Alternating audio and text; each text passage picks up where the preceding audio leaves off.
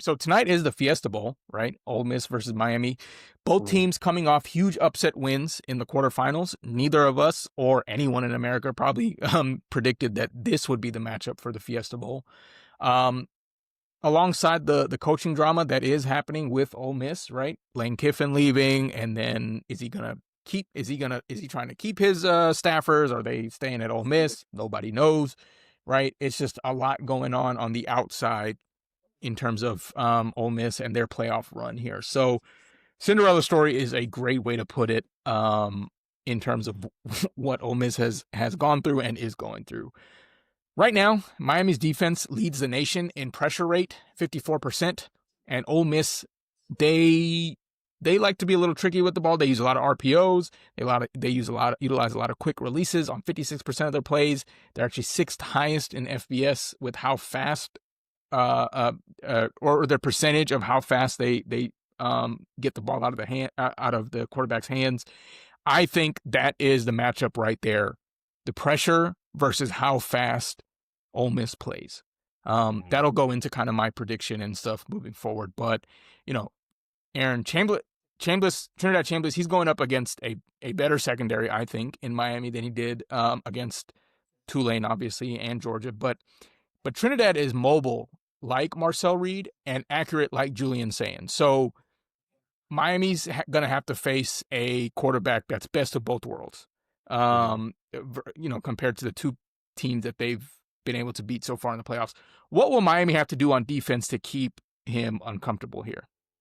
Yeah, yeah. I think it really comes down to two things, right? So, like you said or alluded to earlier, Ole Miss, they live on RPOs and quick hitches to neutralize pass rushers, right?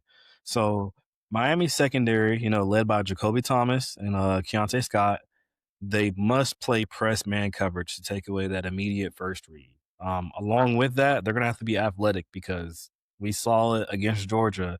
When you take away those short passes, they're going to try to hit you over the head and hit you Mhm. with the fade. So they're going to have to be just natural athletes, read and react. And I think they're capable of it. Yeah, Um, Keontae Scott, you'll remember, is the player who got the pick six on Julian Saying in the previous round. exactly. So close up, he read the play immediately and jumped in front of that bubble screen. So they got to do more of that on those quick hitches and quick routes.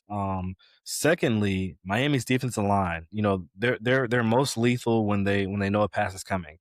Miami must win on first and second down against the run. And then on third and longs, that's when Ruben Bain and Akeem Mesidor can finally try to get home, right? Once they have, if there comes opportunities when they have Ole Miss in these third and long situations, they have to get there, get home, and they got to be athletes because just because you get back there with Trinidad doesn't mean you're going to catch them. He Hmm. he may pull some crazy maneuvers like we saw against Georgia and find a way to hit the open man, right? Yeah. Um, yep. So those are definitely some keys. In terms of players, who will be the X factor for each team here in your opinion, Mash? Yeah, I'll start with Miami. I think the same guy that it was last game against Ohio State, Mark Fletcher, as the main running back, right? The goal here is to keep the ball out of Chambliss's hands. So Mark Fletcher, the running back, if he can average over 5 yards per carry against an Ole Miss defense that ranks 116th in yards before contact allowed, right? If he can do that consistently, Miami can keep the Rebels' offense on the sideline. Um, I won't say so that's the X factor. I won't say Carson Beck has to be an X factor. He can be like the Y factor or something. He hasn't had to be a superstar throughout this whole playoffs. You really haven't heard like much about Carson Beck, which Mm. is probably which is probably good for Miami.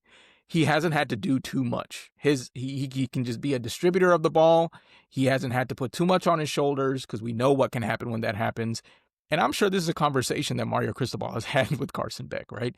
So he doesn't have to be the X factor. He can just be the Y factor. We'll call it that, right? So that's for Miami.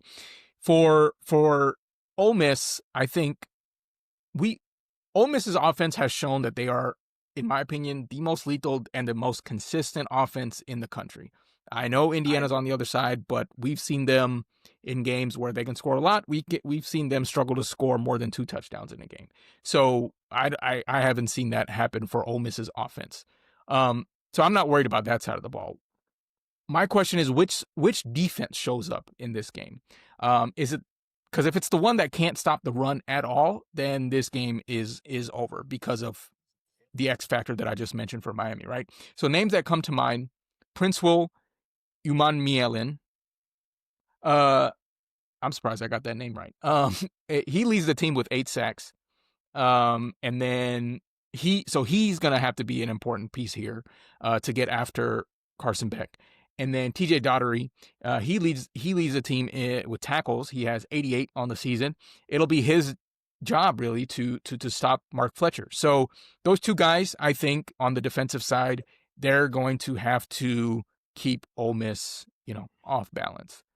Um, so those are some key names I think we should keep in mind. But walk me through it, Aaron. If you had to pick a team, what's the game script? What is the give me Miami? What is the game script for Miami to start this game and win this one?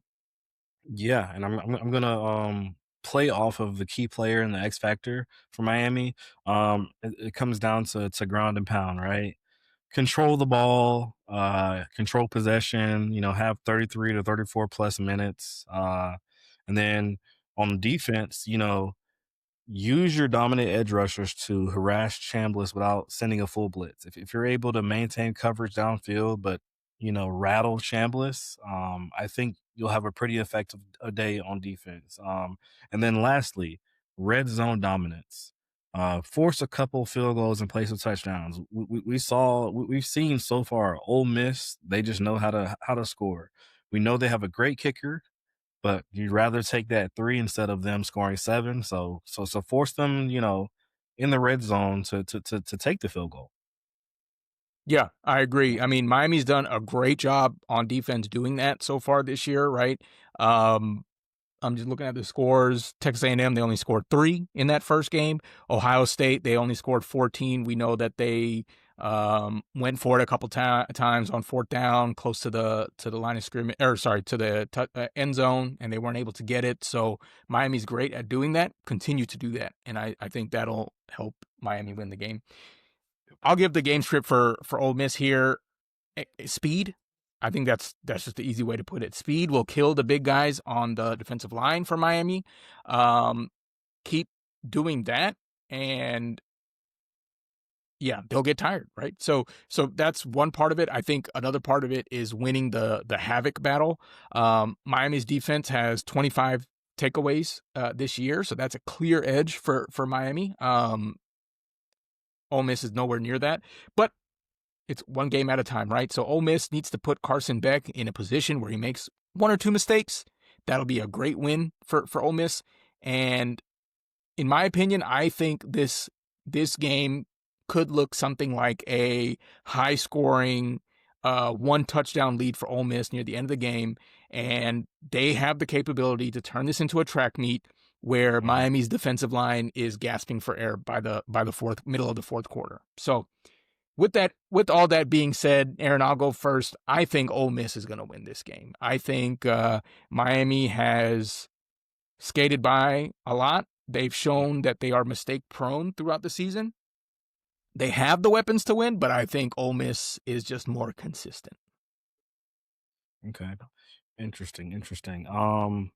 I am going to pick Ole Miss too, but I don't think it's going to be in the same fashion. I don't think it's going to be high scoring on both sides, right? I trust Ole Miss's offense. I trust Trinidad Chambliss to do his thing, to score his points. I just don't think Miami's going to be able to keep up. Um, it, their defense, I don't think they'll be able to contain this man. And then Miami was off controlling the ball, ground and pound. Uh, if the game comes down to Carson Beck having to be heroic, I don't think the odds are going to be in his favor. Yeah, fair enough.